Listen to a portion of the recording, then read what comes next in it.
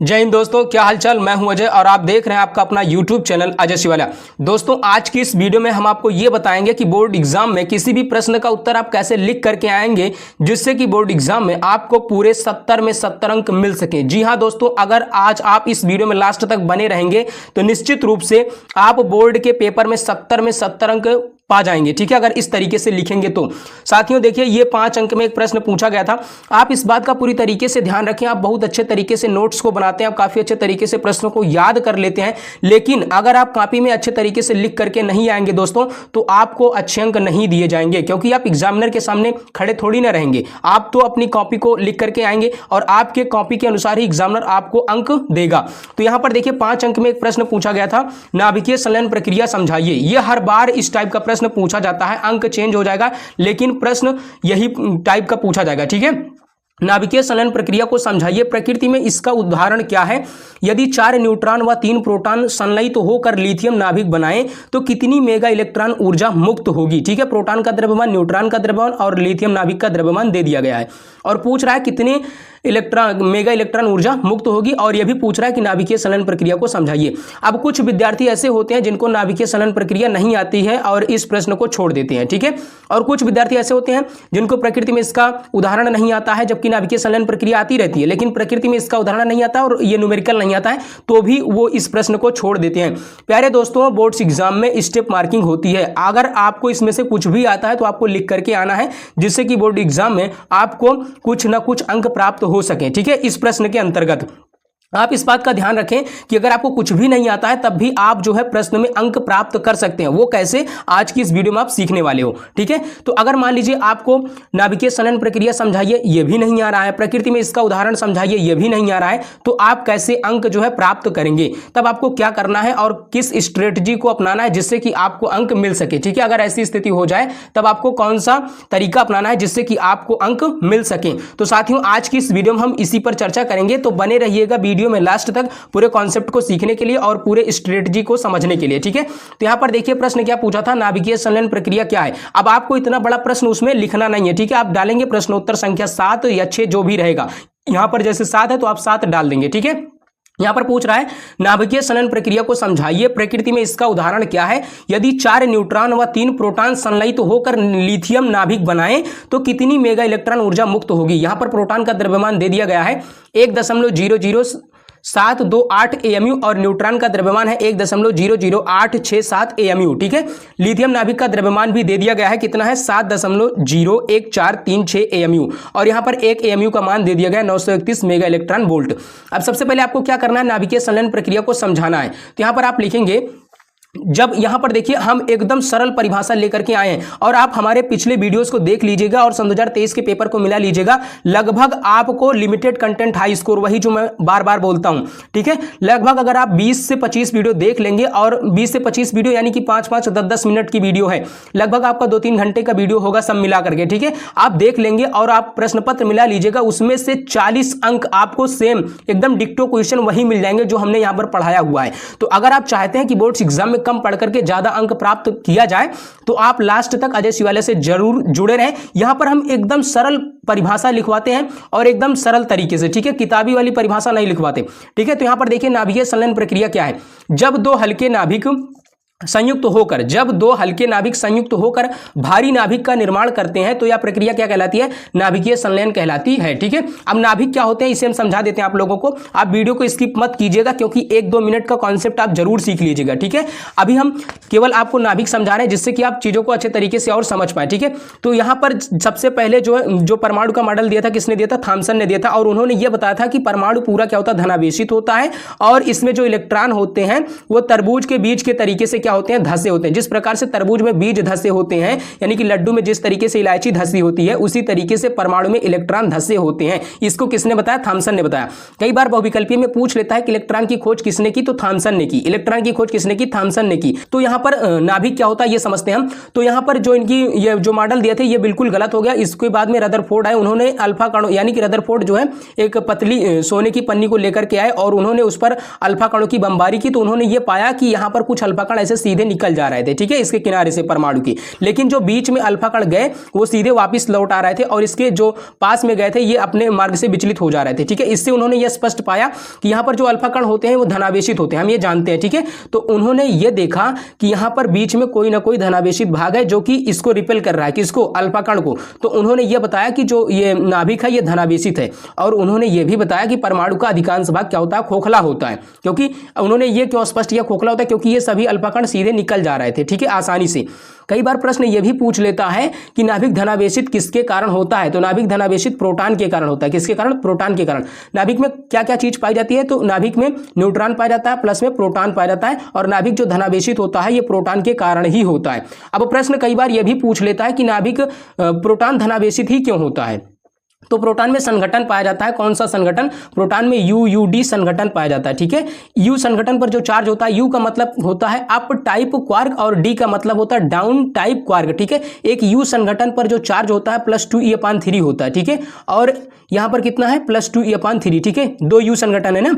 और यहाँ पर एक जो D संघटन पर चार्ज होता है -e/3 हो जाता है। +2e/3 और +2e/3 कितना हो जाएगा, +4e/3। ये तो सॉल्व करना आप लोगों को आता होगा ना। यहाँ पर हो जाएगा माइनस में e/3, तो यहाँ पर जब घटाएंगे तो हो जाएगा 3e/, में कितना हो जाएगा 3 कैंसिल हो जाएगा, यहाँ पर बचेगा +e। यहाँ पर इसलिए यहाँ पर क्या आ गया, आवेश क्या आ गया, धनात्मक आ गया, और +e का मान कितना होता है 1.6 × 10 की घात -19 कूलाम। ये भी कई बार पूछ लेता है बहुविकल्पीय प्रश्न में, ठीक है। तो आप ऐसे चीजों को अच्छे तरीके से सीख लीजिए जिससे कि बोर्ड एग्जाम में आपके काफी अच्छे अंक आ सकें, ठीक है दोस्तों। अब कई बार पूछ लेगा कि नाभिक की खोज किसने की बहुविकल्पीय में, तो रदरफोर्ड ने की थी, ठीक है।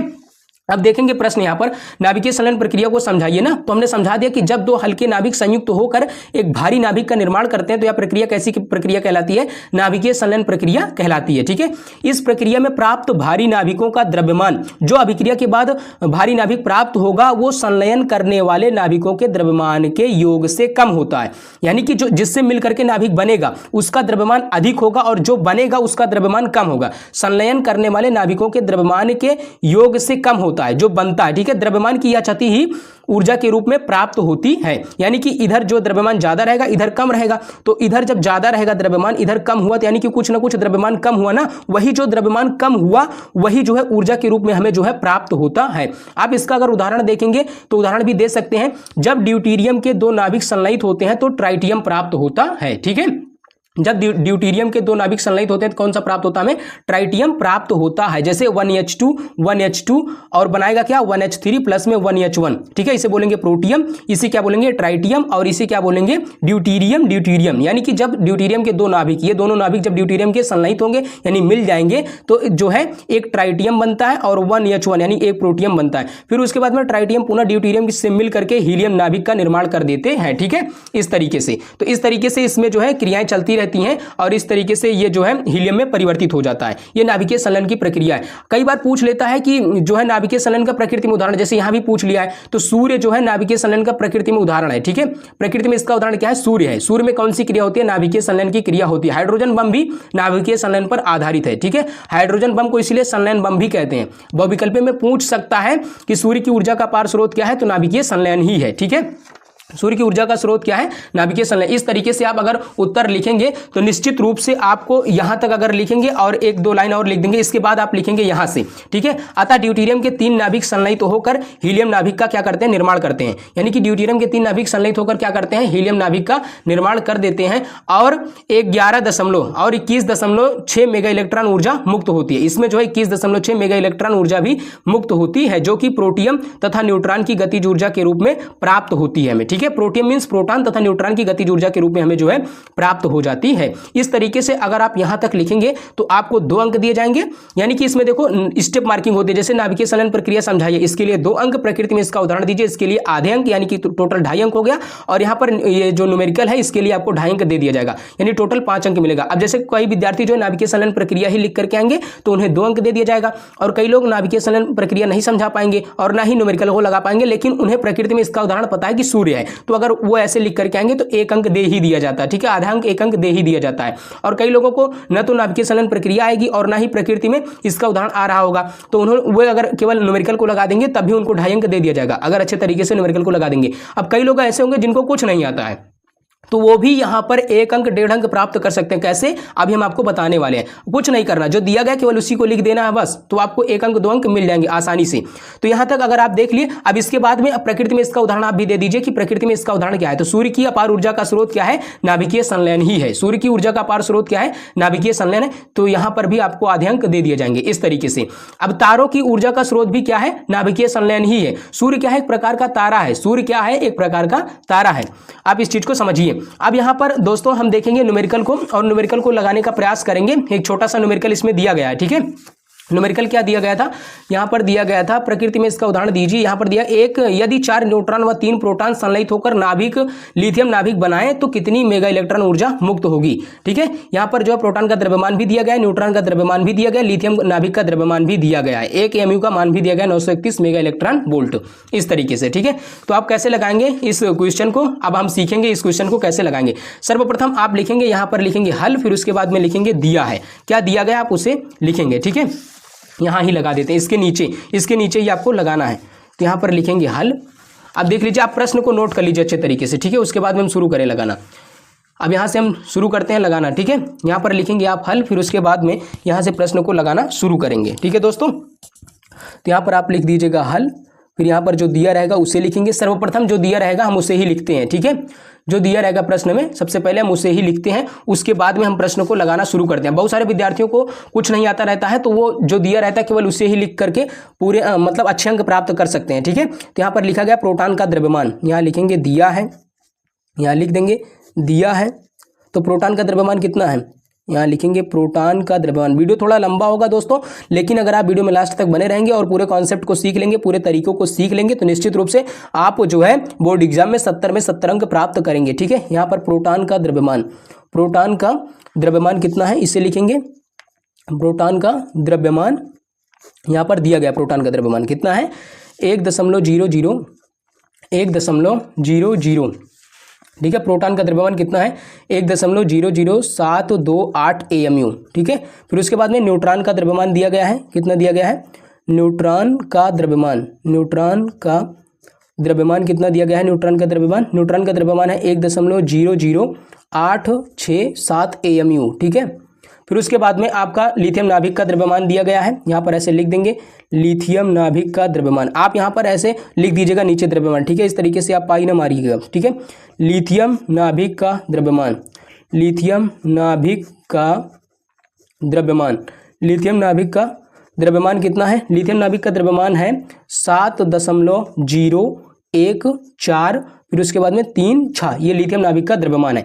1 AMU का मान दिया है, 1 AMU बराबर कितना दिया है 931 mega electron volt, mega electron volt. और उसके बाद में न्यूट्रॉन की संख्या दिया गया है, न्यूट्रॉन की संख्या n बराबर, यहाँ लिख देंगे आप न्यूट्रॉन की संख्या n बराबर। ठीक है, यहाँ आप लिखेंगे न्यूट्रॉन की संख्या n बराबर कितना दिया गया है 4, प्रोटॉन की संख्या p बराबर कितना दिया गया है 3 दिया गया है। अब आप सूत्र लगाएंगे, सूत्र कौन सा लगाएंगे, यहाँ पर लिखेंगे द्रव्यमान क्षति डेल्टा m बराबर, द्रव्यमान क्षति डेल्टा m बराबर न्यूक्लियानों का द्रव्यमान माइनस में नाभिक का द्रव्यमान। ठीक है, यहाँ लिख देंगे न्यूक्लियानों का द्रव्यमान, न्यूक्लियान अभी बता रहे हैं न्यूक्लियान क्या है। ठीक है, न्यूक्लियानों का द्रव्यमान, न्यूक्लियानों का द्रव्यमान माइनस में नाभिक का द्रव्यमान, नाभिक का द्रव्यमान, नाभिक का द्रव्यमान। ठीक है, इस तरीके से आप लिख देंगे नाभिक का द्रव्यमान। अब यहाँ पर न्यूक्लियन क्या होते हैं, जो प्रोटॉन और न्यूट्रॉन की संख्या होती है उन्हीं को ही क्या कहते हैं, न्यूक्लियनों का द्रव्यमान कह देते हैं। ठीक है, उन्हीं को कह देते हैं न्यूक्लियनों की संख्या। तो यहाँ पर जो प्रोटॉन होते हैं यहाँ पर लिखेंगे प्रोटॉनों का द्रव्यमान।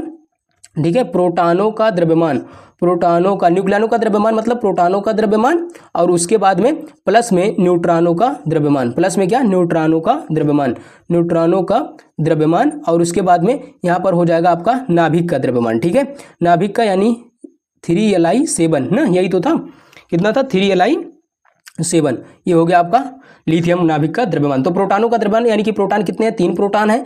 प्रोटॉन कितने हैं, प्रोटॉनों की संख्या कितनी है 3 है। एक प्रोटॉन पर जो द्रव्यमान, एक प्रोटॉन का द्रव्यमान कितना है 1.00728 AMU। ठीक है, 1.00728 AMU, प्लस में न्यूट्रॉन कितने हैं, तो न्यूट्रॉनों की संख्या कितनी है 4 है। एक न्यूट्रॉन पर जो द्रव्यमान है न्यूट्रॉन का 1.00867 AMU। ठीक है, तो यहाँ पर माइनस में लिथियम का द्रव्यमान कितना है 7.01436, ये है आपका लिथियम का द्रव्यमान। तो यहाँ पर जब गुणा कराएंगे तो कितना आ जाएगा, यहाँ पर गुणा करा लीजिए, 3 8 कितना हो जाएगा, 3 8 24 का 4 हासिल कितना बचा 2, 3 2 6 2 8 हो जाएगा, 3 7 21 हासिल बचा 2, 3 0 0 यहाँ हो जाएगा 2 और यहाँ पर क्या हो जाएगा 3 0 0 3 1 3। इस तरीके से आपका आ जाएगा। ठीक है, 3.02184। फिर उसके बाद में प्लस में 4 से गुणा कराएंगे, 4 7 कितना हो जाएगा 28, 4 7 कितना हो जाएगा 28, 28 के कितना हो जाएगा 8, हासिल कितना बचा 2, 4 छंग 24 2 26 हासिल बचा 2, 4 8 32 2 34 हासिल बचा 3, 4 0 0 यहाँ हो जाएगा 3, 4 0 0 दशमलव 4 1 4। ठीक है, यानी 4.03468 इस तरीके से आ जाएगा। माइनस में कितना हो जाएगा 7.01436। गुणा भाग तो आपको करना पड़ेगा, दशमलव वाला गुणा भाग आपको करना ही पड़ेगा फिजिक्स के न्यूमेरिकल में। ठीक है, अब यहाँ पर अगर आप जोड़ेंगे तो कितना आ जाएगा 8 4 12 12 कितना हो जाएगा 2, हासिल कितना बचा 1, 8 6 14 15 5 हासिल बचा 1, 4 कितना हुआ 5, 5 1 कितना हो जाएगा 6।